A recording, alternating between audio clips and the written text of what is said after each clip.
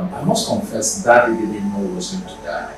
He didn't see death coming. As a man, he stood for family values. He believed a lot in family. The life he lived, they actually what emulate him.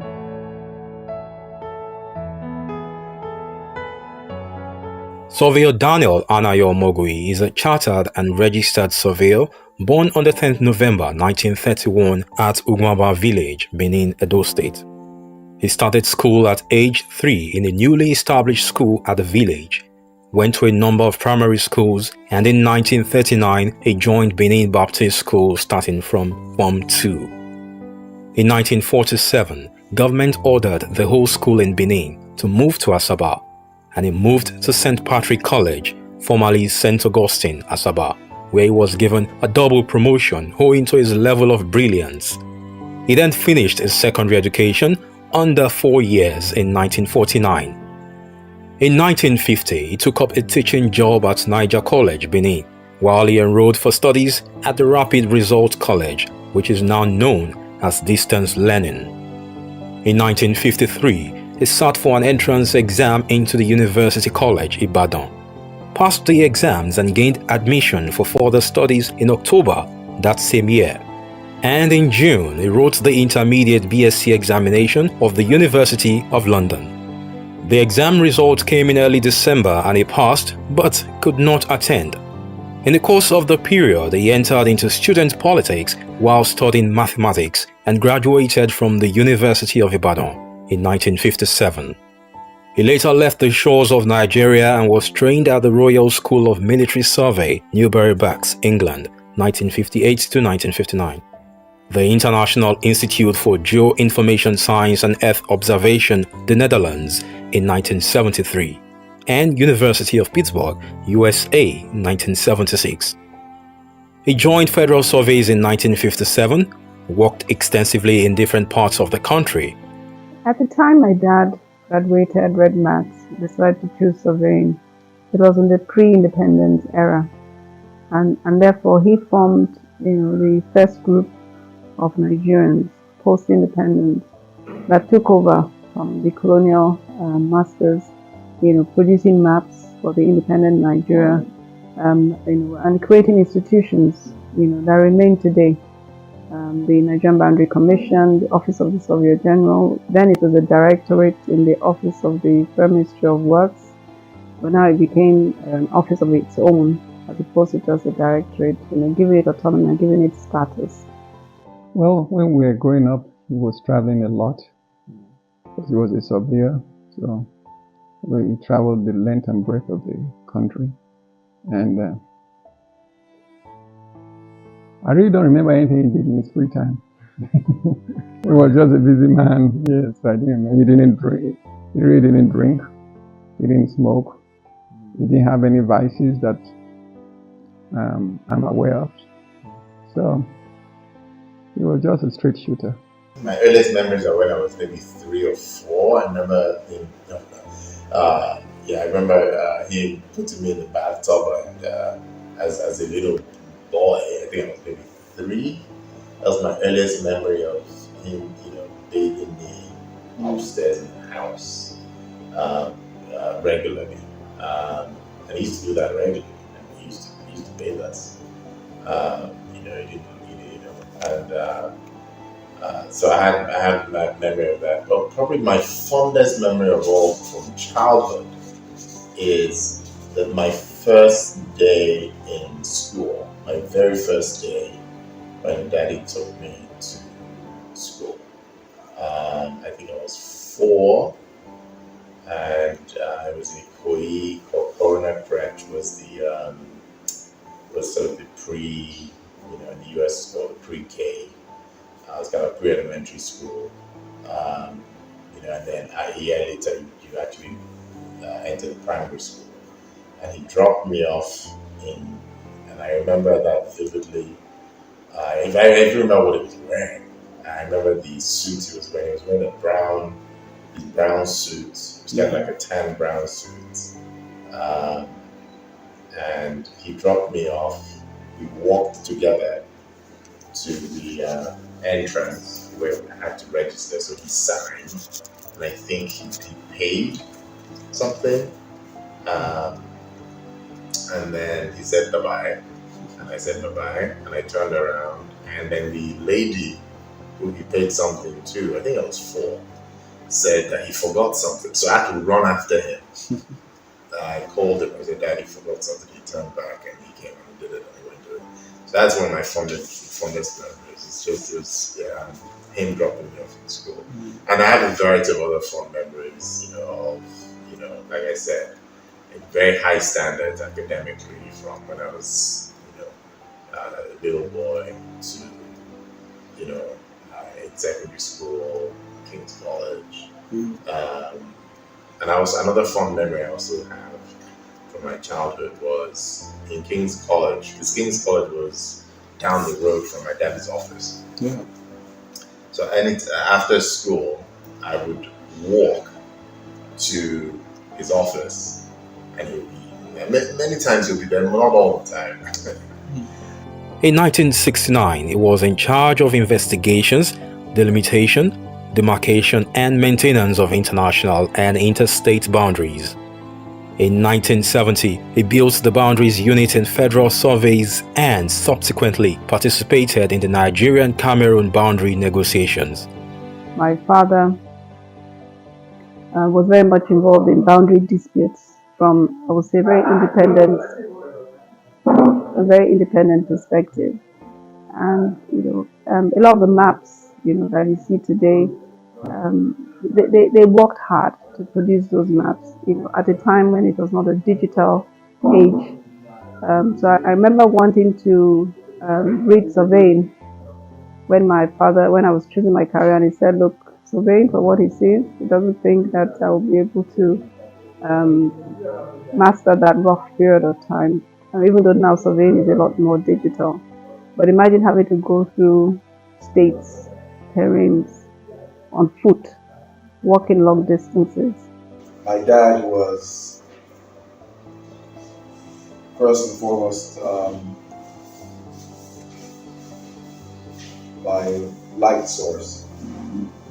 He was my father, he was my friend, he was my guide, he was my muse, and most importantly, he was my GPS. As Director of Federal Surveys, he spearheaded the establishment of the National Boundaries Commission and the Surveyors Registration Council. He retired as Surveyor General of the Federation in 1988, the first person to occupy the position after the reforms he drove granted autonomy to the Survey Department. He was always very funny in this not trying to be funny way. And those I think are the memories. When he would say things in this very old school way, like, instead of saying, it goes to do not tell me X or Y. My dad would be like, well, I wasn't briefed, which is always this hysterical approach to it. And then he would also have, he had this really great sense of humor that was delivered in such a deadpan way. And so that's really sort of a lot of what I remember, those examples, those events. And then I think there's also another snapshot of him in Benin, and they had this porch that he and my mom liked to sit. It was just outside the house, and they would sit there and read newspapers and chat, and then people would come visit, and people would just sit in the porch, and he would have this sort of continuous stream of visitors.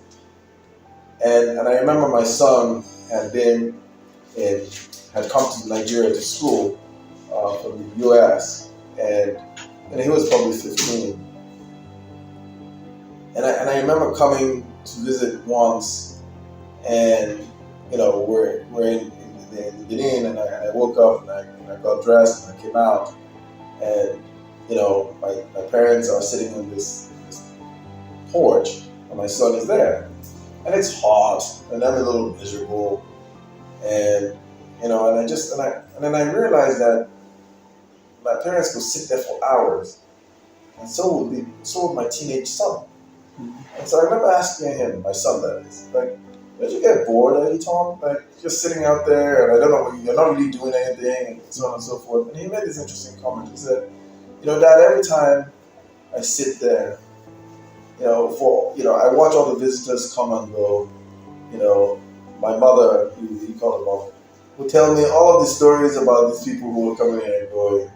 And so I just sat there and I realized that I was getting a history lesson. And so he said that's what made those stays out on the porch every day so much interesting, so much fun.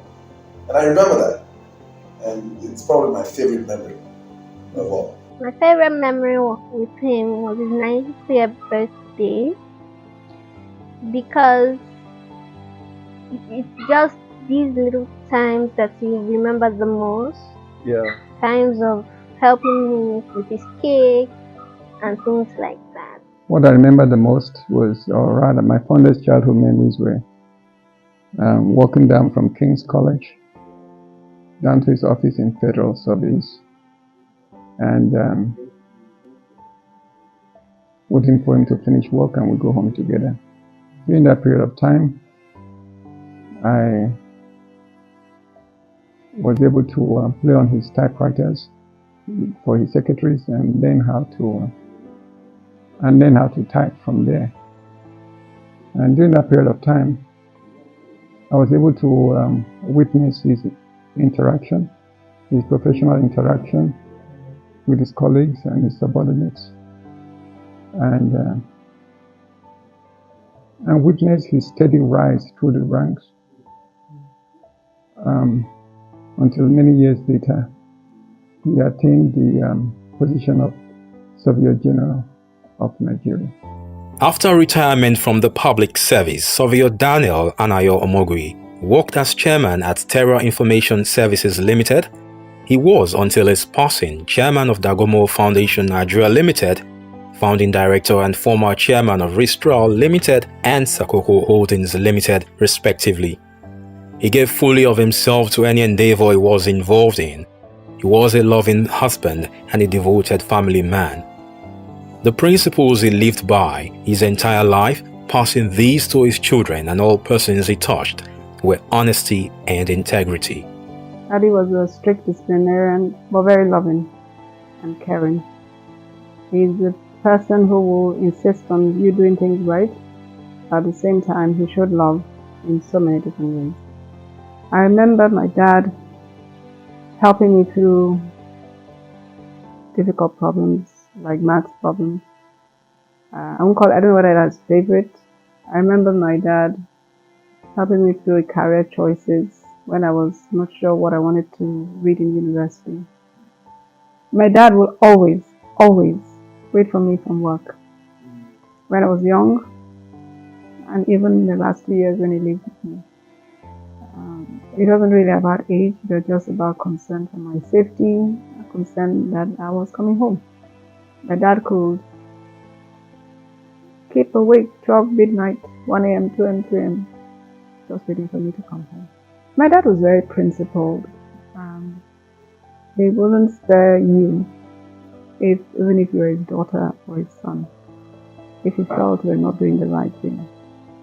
My dad believed in family, believed in the sanctity of marriage. My dad was a loving husband till the very end. My dad loved his children. You could call it tough love, but the truth of the matter is that I think these days we spoil our children because we want to get them to get everything that they need to get. My dad wasn't like that. You wanted to go to school, you had a budget.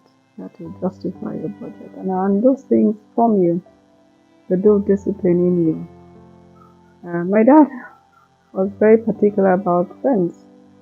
And as his only daughter, very particular about who I got married to. Some would say that, maybe he was a bit too strict. But, I think if I look at the choice of a husband I have today that got his blessing, I think I'm happy that he did choose my husband that I did today, and I'm happy that he blessed it. My wife was his only biological daughter, and I could bring this up to before marriage, during marriage, and after marriage. Before marriage, Dad was unfriendly.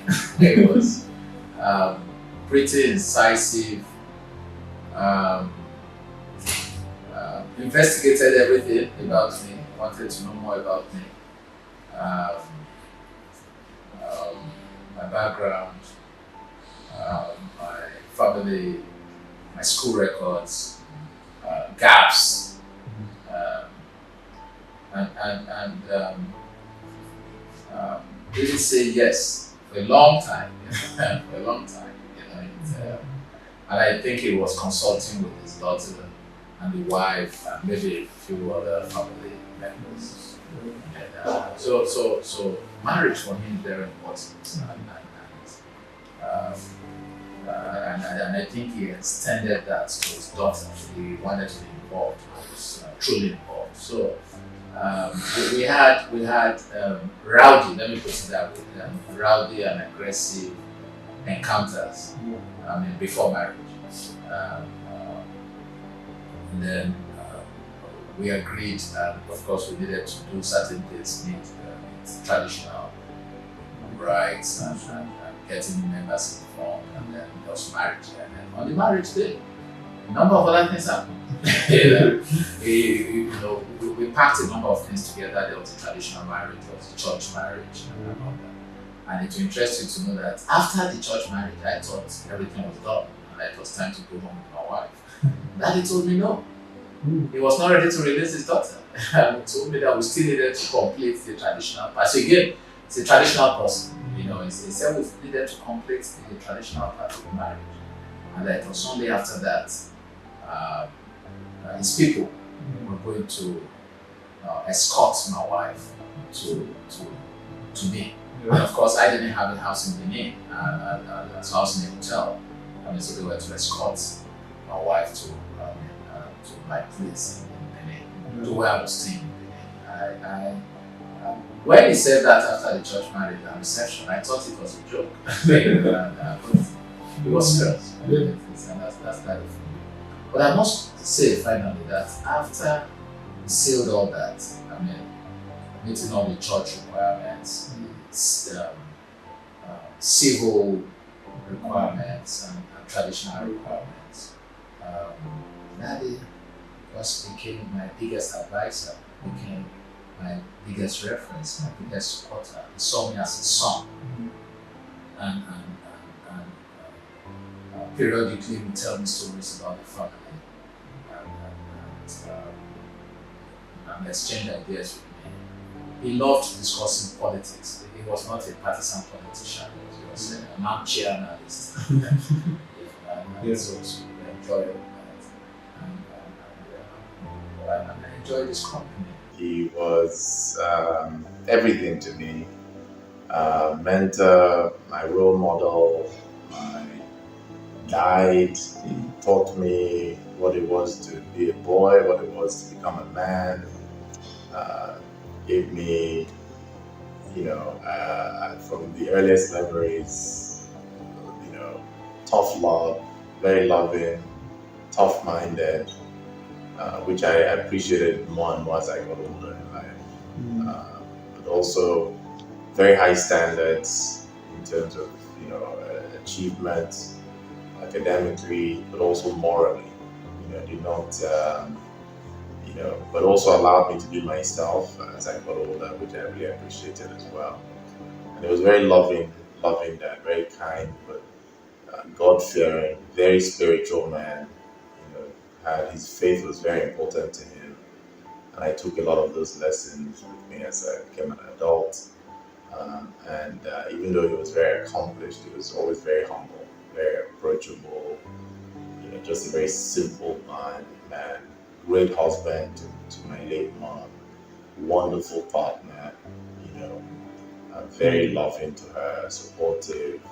They really complemented each other. So he taught me everything about manhood, like being a good husband, a good father, good friend, neighbor, in-law. You had to be hardworking, dedicated, yet humble.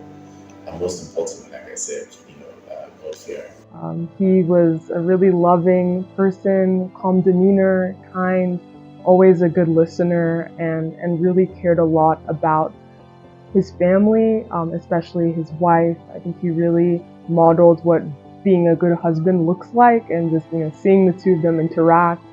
They were really a team and a partnership, and I'm really grateful for both of their lives. I've just learned a lot from him about how to do life successfully and to excel while still staying humble. So I think that's one of the biggest lessons that I got from his life. Some of my favorite memories would definitely include holidays spent in Nigeria, things like Christmas, New Year's, where the whole family would get together at the house, and just like the joy and like the radiance and just the fun of all the siblings and grandchildren being together at home, and my grandparents hosting, as well as them coming to visit my family in California. I always just enjoyed spending time with both my grandparents there, even if it was simple things like doing errands or watching TV. I really enjoyed being in their presence. I think there were many elements to him that resonate, but I think if I had to sort of reduce it to one word, it would be character. He had character, he had integrity, he had strength of purpose, he lived the values that he espoused, he loved his wife, his family, his children, he devoted himself to his profession, he devoted himself to advancing the country, and in combination, he also sort of showed remarkable resilience even in times of stress. So in combination, it ended up being that he was a man of good and strong character. Well, I met him during the passing of his wife. That was the very first time I met him. And I never had a conversation with him. Yeah. What I can say is that from the way he raised his children, I believe he was a good father. And I believe he was a good man.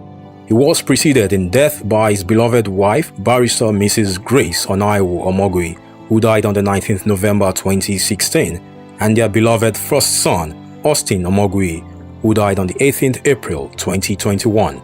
We pray to our Lord to grant him eternal rest. He was a man of the times. We're talking about the times of the 70s and the 80s. A time when Nigeria was full of promise, when there were honest men and women in the civil service. And that was a time when, as one of the co-authors of the national anthem, we wrote an anthem that envisaged a Nigeria that would take its rightful place amongst all great nations. During that period of time, we were equivalent or near equivalent to China, South Korea, Singapore, Malaysia, all great nations today. And we dreamed that Nigeria would achieve its rightful place. But the first inkling of what was coming was when my dad was forcibly retired as Surveyor General, because he refused to sell out his people and alter the boundaries of Bengal State and Ondo State to shift oil wells to Ondo State. And because of this, his refusal to do that, he was retired and action instituted by the Secretary to the Federal Government, a man whose allegiance to his tribe trumped the truth he knew. And that was really an inflection point, as Nigeria was changing at that time to a nation we have today, ruled by evil and corrupt men and women who've held this nation into bondage, who ravaged and pillaged the land and its people, sending Nigeria on the pathway to perdition. With our youths trying to oppress under their yoke, where they see no future, and they have to essentially risk their lives and limbs trying to run out of their motherland, which is the state of the nation we have today. So, men like my father are long gone. The honesty is few and far between in this nation today. So, I treasure what my father stood for, honesty and integrity. There are many qualities I actually borrowed from him as a father and a grandfather. Spirit of tolerance, spirit of encouragement, spirit of accommodation. He accommodates everybody irrespective of their shortcomings. I would say that he's influenced my life by just being a role model in every aspect of life and really showing what it means to excel professionally, him being the first Surveyor General, but also being very committed to his family, to his children, to his grandchildren. So he was a really well-rounded person, but also really showed me how to stay grounded through all of that and excel while still staying true to one's faith and staying humble. The realization that I came to as I got older, and in part because I was a little bit of let me put it charitably, a little bit of a difficult child. That's typically what happens when you're the fourth or five. You're the shadow child. Nobody actually remembers you around. And so I kind of did my own thing. But I do think that, when I do remember a striking memory, and maybe probably in my 30s, when I realized that my dad was more right about a lot of things than I ever gave him credit for when I was younger.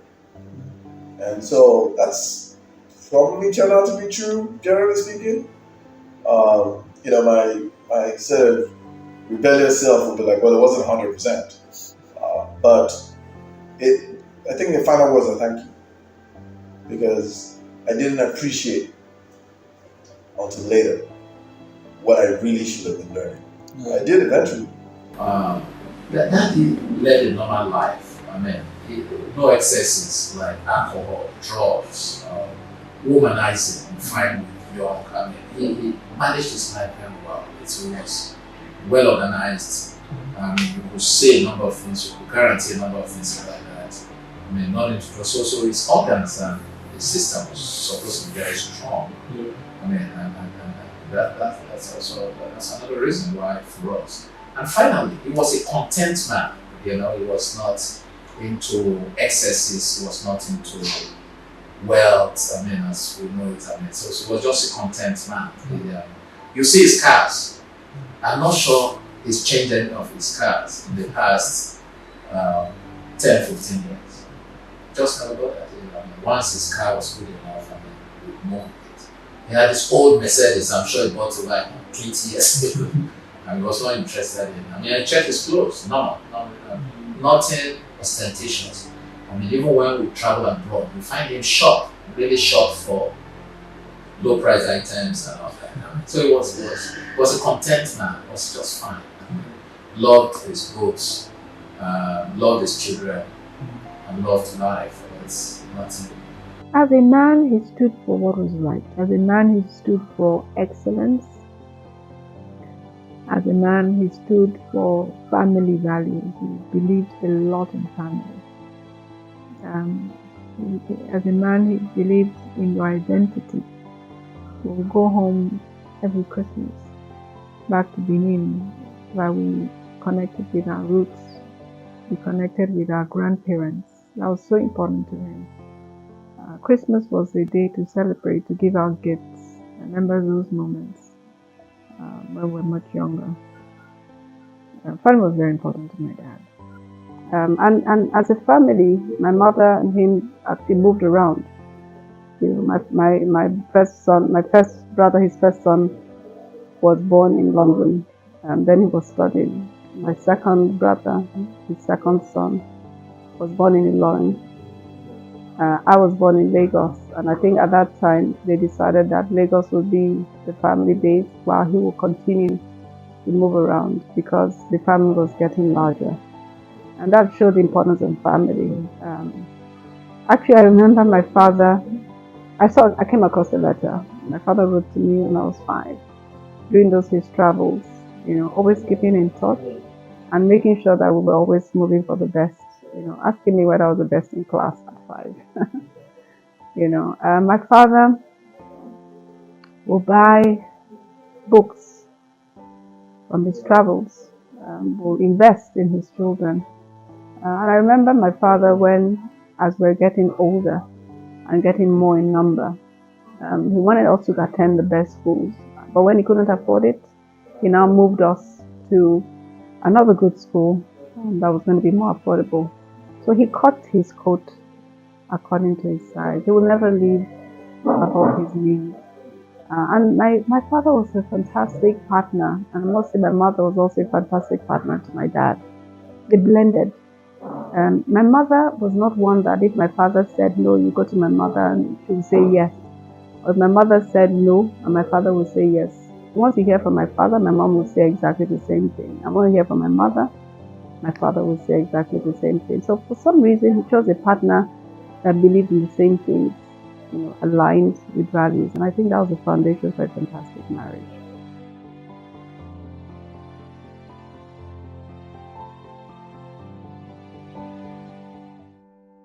On my first day, I remember vividly, that was on the 1st of April. I had to start my work as a nurse. And one of those things I had to do then was to familiarize myself with Daddy, which involves bonding with him. And that was fun because I could see the acceptance. Because after when I was introduced, I started working and then started relating. I would say I felt rejected initially the first day because we haven't gotten familiar with each other. So it was a kind of feeling of rejection that they wouldn't let you touch him because you don't know where you are coming from, even though we have been introduced to him as the new nurses. But then he still needed time to be able to accept the care that I have to render to. So it was kind of challenging because I felt that rejection. But however, before then, I've already been prepared because they've told me, okay, Daddy might not just accept you immediately, so you need to take time. So when I got there and I felt rejected, so I just knew I need to learn him, learn what he likes, learn how to relate with him in a better way. Daddy is somebody that once you meet him for the first time, he will try to look at you, observe you. You touching him, you talking to him, he will try to analyze who is this person. Like I recall on my first day with him, sleeping next to him, as he turned and looked at me, he was wondering who is this person. When he touched me and asked, what are you doing? Yeah. My next response, I told him that I'm here to take care of you. He just looked at me and he asked the other nurse that who is he? Daddy is somebody who usually have his favorite nurses. So in the absence of this person or those persons, bonding usually takes time. And that's one of my biggest challenges in us working with Daddy. Bonding with him, it took time. But in the long run, we bonded and everything was okay. Sometimes he is not just in the mood to even eat. So sometimes he's not in the mood to take medication. Sometimes he experiences insomnia in the night, he will not be able to sleep. So those times were challenging times, and these are the unique challenges with him. But then, when he's not in the mood to eat, what I do basically is to try to make him understand the need to eat. I just try to make him be in the picture so that he will be also part of his own care. And thanks to God, he understands when you explain situations, he understands and then cooperates. That is not the kind of person that love actually taking medications. But in a way, we found a method, so to say, to make him take his medications. And basically, what we do then is during meals. And as daddy is on the time eating his food, that's when we now initiate the process of administering his medications.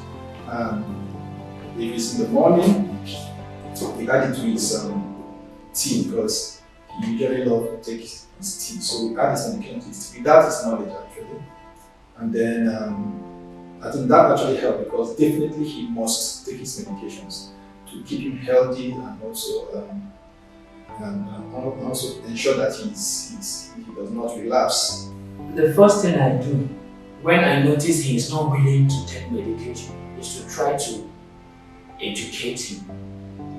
Things like that, you don't have to miss this medication because if you do, your health will deteriorate and then you can't skip it because it's good. Tell him the essential, the reason why he should take the medication. And sometimes after the whole talks, I succeed in getting him convinced to take his medication.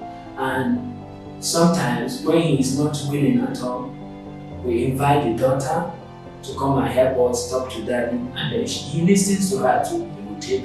And sometimes also we could just slide it into the food, just put it into the food, and then he will swallow it along with the food. He's an icon. He's a man who has impacted lives. I remember countless times where people come to visit and all they say a lot of good things about him.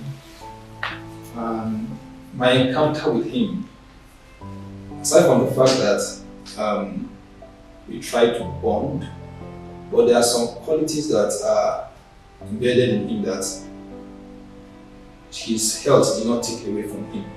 So those qualities are what actually taught me lessons that I picked throughout my stay with daddy. His love for people, his family members, especially we that were not even related from Adam. He has so much showed us how to love and how to show concern, because he has shown us that no matter where you are from, whoever you are, you can still be a part of him. And that he exhibited, especially when we go for breaks. We could see him, the way he is so concerned about our return. He asks questions: when is this person coming back? Where is he? Is he back already? All those concerns really taught us lessons. And besides that, he also portrayed this quality of being a disciplinarian. Yeah, you could see it in his words. He might not be able to maybe caution you by touching you or hitting you, but then he could tell you some words that put you on the right track. Aside being a disciplinarian, Daddy was a patient person. He also never discriminated.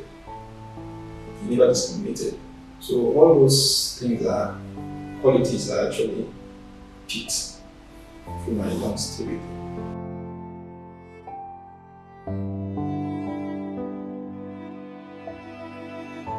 Shall I tell Earth its reality?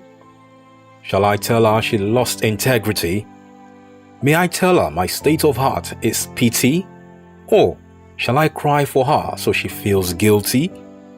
Oh, earth, you have become a home for ingenuity, a harbor for both peace and cruelty, and made shelter for power, knowledge, and wisdom. Little wonder you pride in your heart as Mother Earth. For this cause, you nurture and grow life till it sets to dust. So, give me audience, O Mother Earth. Create for my voice valleys to echo the litanies. Litanies of a man who once walked and walked upon you, whose name you engraved on sands and rocks of time, whose impact remains indelible. So, O Mother Earth, remember that now you harbor a man of valor, a symbol of hope, a representation of peace, a pathfinder, an emblem of strength and hard work, a reflection of God's perfect work, God's gift to many generations, God's grace is personified, a father to multitude of lives, a man of honor and irrepressible character, a carrier of wisdom and knowledge, above all, a rare gem and an icon. So, let the hills and valleys keep its echoes loud. Let the dancing waters make its beautiful patterns. Let the wind sing its melodies of good wills. Let the loamy soil raise flowers with petals of rainbow. And let the galaxies of stars shine to tell his stories, all in reference of an extraordinary man who once lived.